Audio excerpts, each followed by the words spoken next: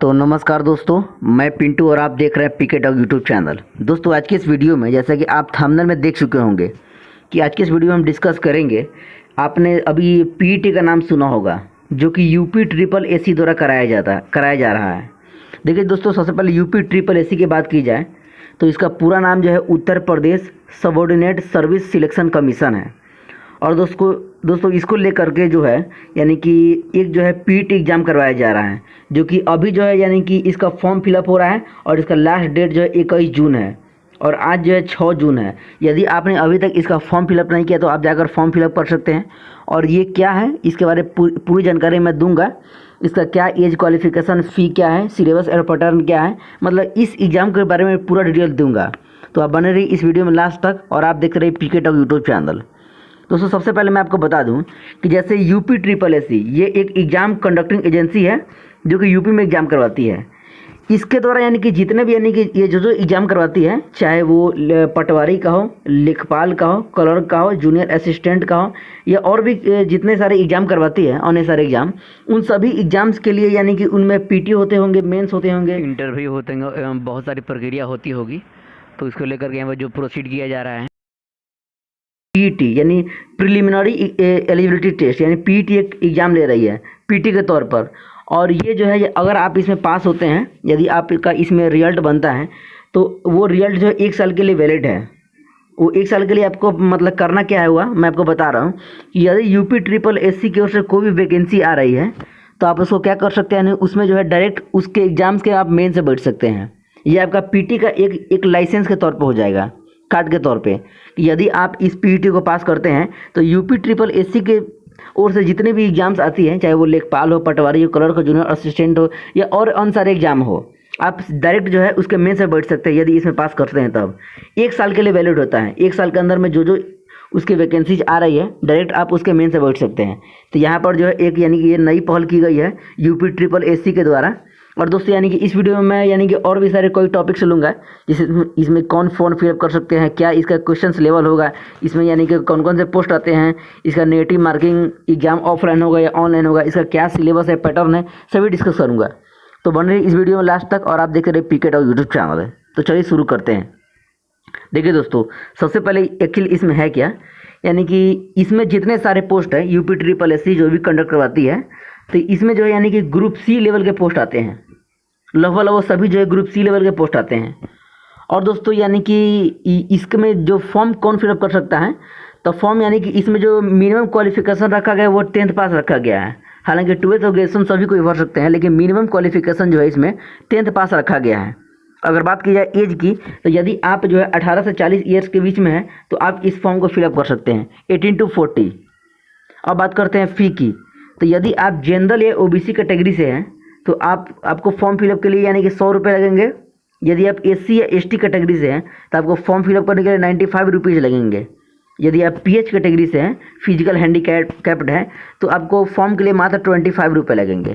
तो आप यहाँ पर समझ सकते हैं कि यानी कि जो फ़ी है इसका मतलब फ़ी स्ट्रक्चर क्या है। उसके बाद दोस्तों यानी कि हम चलते हैं पेपर पैटर्न पर। दोस्तों यहाँ पर जो है आपको 100 क्वेश्चन पूछे जाएंगे, 100 क्वेश्चन पूछे जाएंगे। इसके लिए जो है आपको टाइम दिया जाएगा 2 घंटे। तो मेरे अनुसार यानी कि ये टाइम जो है काफ़ी इनफ है, जो कि 2 घंटे यानी कि सफिशियंट है। इसमें आप यानी लेवल में पूरे क्वेश्चन सॉल्व कर सकते हैं। अगर बात की जाए पेपर की, तो वो एमसीक्यू के फॉर्म में रहेंगे, मल्टीपल चॉइस क्वेश्चंस। तो आप समझ सकते हैं वैकल्पिक प्रश्न होंगे। उसके बाद जो है नेगेटिव मार्किंग की बात की जाए तो नेगेटिव मार्किंग यानी कि इसमें नेगेटिव मार्किंग की व्यवस्था है, 1/4 नेगेटिव है। यानी कि यदि आप एक क्वेश्चन 4 क्वेश्चन गलत करते हैं तो आपका यह एक सही क्वेश्चन का मार्क्स जो है कट जाता है। यानी कि 100 क्वेश्चन है और प्रत्येक क्वेश्चन जो है 1 मार्क्स का है, यानी कि 100 मार्क्स मिलेंगे आपको। ओके, यदि आप एक क्वेश्चन गलती करते हैं तो आपका 0.25 मार्क्स जो है वो काट लिए जाएंगे, यानी 1/4 नेगेटिव हो गया। तो आप यहाँ पर समझ पा रहे होंगे। उसके बाद जो है दोस्तों मैं आपको बता दूँ कि यहाँ पर जो है आपको जैसे पेपर पैटर्न की बात की जाए तो पेपर पैटर्न में यानी कि दोस्तों देखिए, जैसे यानी यूपी ट्रिपल एसी है, इसमें कई सारे एग्जाम ऐसे थे जिसमें इंग्लिश का प्रश्न यहाँ पर पूछा नहीं जाता था, लेकिन अभी जो सिलेबस आया है उसमें इंग्लिश के प्रश्न भी यहाँ पर इंक्लूड किए गए हैं। दोस्तों इसका जो सिलेबस पैटर्न है लगभग यानी कि इसमें सभी सब्जेक्ट्स कवर किए गए हैं, चाहे history, politics, geography, economics, Indian constitution, उसका जनरल साइंस हो गया, एलिमेंट्री हो गया, अर्थमेटिक हो गया, Hindi, English, reasoning, graph, DI, गद्यांश, पद्यांश, उसके बाद जो है सीए, जीए यानी करंट अफेयर और जनरल अवेयरनेस, इन सभी सेक्टर से प्रश्न पूछे जा रहे हैं। तो हम आगे भी डिस्कस करेंगे किन किन सेक्टर से जो कितने कितने प्रश्न पूछे जा रहे हैं और किस किस टॉपिक से आएंगे, सभी हम डिस्कस करेंगे। तो आप यहाँ पर देख सकते हैं। और दोस्तों मैं आपको एक बात और बता दूं कि ये जो फॉर्म है यूपी ट्रिपल एससी का जो पीईटी होने वाला है, तो ये जो है मतलब जो यूपी के मतलब स्टूडेंट है वो तो भर ही सकते हैं, लेकिन यूपी के अलावा जो यूपी ऑन स्टेट के बच्चे हैं वो भी भर सकते हैं। क्योंकि इसमें एक्चुअली ये है कि आप जो है मतलब यदि आप यूपी के बाहर के हैं, यूपी के मतलब बाहर के स्टेट के यदि स्टूडेंट हैं, तो आप जो है इसमें जा करके जनरल फाइट कीजिएगा। तो आपका यहाँ पे एक कन्फ्यूजन क्लियर हो गया होगा। यदि आप यूपी के नहीं हो तो आप भी इस फॉर्म को फिलअप कर सकते हैं। तो चलिए अब चलते हैं सिलेबस की ओर। क्या सिलेबस है, किस किस सेक्टर से प्रश्न। और दोस्तों ये जो मैंने खोल रखा है, तो ये जो है यूपी ट्रिपल एससी के द्वारा जो है उसका ऑफिशियल नोटिफिकेशन जारी किया गया, तो उसी का ये पीडीएफ है, तो आप देख सकते हैं। दोस्तों आपको मैंने पहले ही बताया था कि इसमें जो है लगभग सभी सब्जेक्ट को कवर किया गया है, और हमने सब्जेक्ट का लिस्ट बताया। इसमें जो है हम एकदम इसको यानी कि एनालिसिस करेंगे कि किस टॉपिक से किस यानी सब्जेक्ट से क्वेश्चन पूछे जा रहे हैं। तो सबसे पहले देखिए यहाँ पर क्वेश्चन देखिए, जैसे भारतीय इतिहास यानी कि इंडियन हिस्ट्री, हिस्ट्री से आपको 5 नंबर के क्वेश्चन और 5 क्वेश्चन पूछे जाएंगे। और इसका टॉपिक्स भी दिया गया है कि आपको क्या क्या पढ़ना है।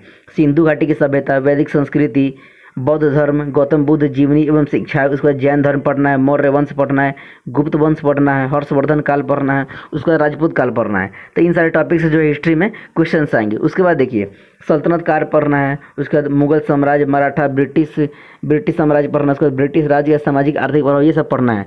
तो आपको हिस्ट्री में जो है इन सेक्टर से प्रश्न पूछे जाएंगे, 5 क्वेश्चन पूछे जाएंगे, 5 मार्क्स के होंगे। उसके बाद अब देखिए उसके बाद जो है आपको इंडियन नेशनल मूवमेंट यानी कि ये जो आपको भारतीय राष्ट्रीय आंदोलन हो गया, ये पॉलिटी से भी क्वेश्चन आएंगे। हालांकि ये जो इंडियन नेशनल मूवमेंट है ये कॉमन होता है, वो पॉलिटी में भी पढ़ना होता है। उसके बाद जो है आपको हिस्ट्री में जो है मॉडर्न हिस्ट्री में पढ़ना पड़ता है। तो आप यहाँ पर समझ सकते हैं।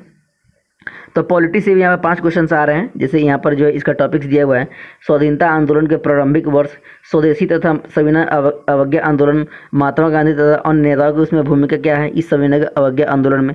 उसके बाद जो है क्रांतिकारी आंदोलन तथा उग्र राष्ट्रवाद का उदय।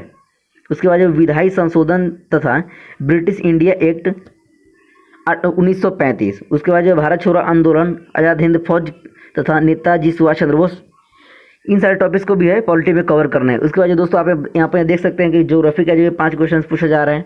दोस्तों यहाँ पर आप एक बात गौर करेंगे कि जितने भी यानी 100 नंबर के 100 क्वेश्चन पूछे जा रहे हैं, तो उसमें यानी कि बहुत यानी कि कम क्वेश्चन पूछे जा रहे हैं और लगभग सभी विषय को यहाँ पर कवर किया गया है, यहाँ तक कि इंग्लिश को भी कवर किया गया है। तो आप यहाँ पर देख सकते हैं। इससे यहाँ पर हो गया इंडियन ज्योग्राफी के 5 क्वेश्चन पूछे जा रहे हैं। उसके बाद देखिए इंडियन इकोनॉमिक्स, इससे भी 5 क्वेश्चन पूछे जा रहे हैं, आप देख सकते हैं।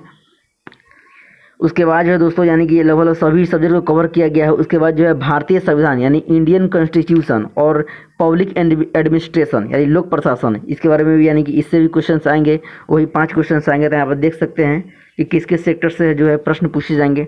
उसके बाद जो है सामान्य विज्ञान यानी जनरल साइंस से भी 5 क्वेश्चन आएंगे। इससे फिजिक्स हो गया, केमिस्ट्री हो गया, बायोलॉजी हो गया, इन तीनों सेक्टर से जो प्रश्न पूछे जाएंगे। उसके बाद देखिए एलिमेंट्री अर्थमेटिक यानी कुछ मैथ से भी सवाल बनाएंगे, जैसे पूर्ण संख्या, भिन्न तथा दशमलव, प्रतिशतता यानी परसेंटेज से कुछ आएंगे।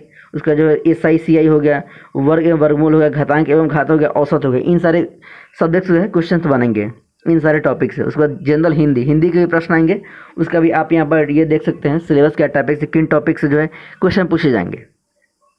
अब देखिए यहाँ पर जो कुछ इंग्लिश के भी प्रश्न हैं, आप देख सकते हैं, ये भी 5 नंबर का है। उसके बाद जो है नीचे दिया गया तर्क एवं तर्क शक्ति यानी कि लॉजिक रीजनिंग से भी क्वेश्चन यहाँ बन रहे हैं 5 नंबर के। उसके बाद जो है करंट अफेयर। अब दोस्तों देखिए यहाँ पर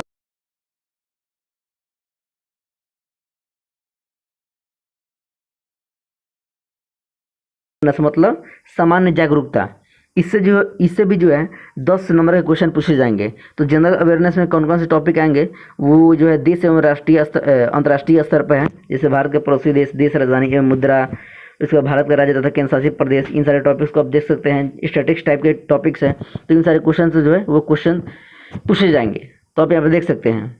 और 13वां नंबर जो है वो जो है अपठित हिंदी गद्यांश का विवेचना एवं विश्लेषण, जो यानी कि स्टेटमेंट दिया रहता है और आपको पढ़ करके उसका आंसर निकालना पड़ता है, वो भी क्वेश्चंस आएंगे, आप देख सकते हैं। उसके बाद जो है यानी कि ग्राफ से जो है, और इसका DI यानी कि जो ग्राफ संबंधी प्रश्न जो होते हैं मैथ के, जो कि यानी सूझबूझ एवं जो जिसको हम कहते हैं एनालिटिक रीजनिंग, उससे भी प्रश्न आएंगे, तो आप यहाँ पर देख सकते हैं। तो दोस्तों यानी ये रहा इसका UP SSC का जो PET होने वाला उसका सिलेबस रहा, तो आप यहाँ पर देख सकते हैं। और ये जो है उसका ऑफिशियल नोटिफिकेशन जारी किया गया था, उसी से मैंने आपको बताया है, तो आप यहाँ पर समझ सकते हैं। इसके अलावा यदि कोई भी क्वेश्चंस हो दोस्तों, एक बात और, हम बात करें नॉर्मलाइजेशन का, तो इसके बारे में समझ लेते हैं पहले। दोस्तों नॉर्मलाइजेशन होगा कि नहीं होगा इसका भी कोई मतलब अभी ये नहीं है, अभी संशय इस पर यानी बरकरार है, होगा कि नहीं होगा इस पर कोई कंफर्मेशन नहीं है, क्योंकि हो सकता है मे भी अगर फॉर्म जो है अधिक संख्या में पड़े और यदि एग्ज़ाम जो है एक से अधिक दिनों में हो, तो मतलब नॉर्मलाइजेशन यदि होगा ही, क्योंकि एक से अधिक दिनों में होंगे तो पेपर का जो यानी कि लेवलनेस होता है उसमें डिफरेंट पड़ता है, जिसके कारण नॉर्मलाइजेशन किया जाता है, तो आप यहाँ पर ये कर सकते हैं।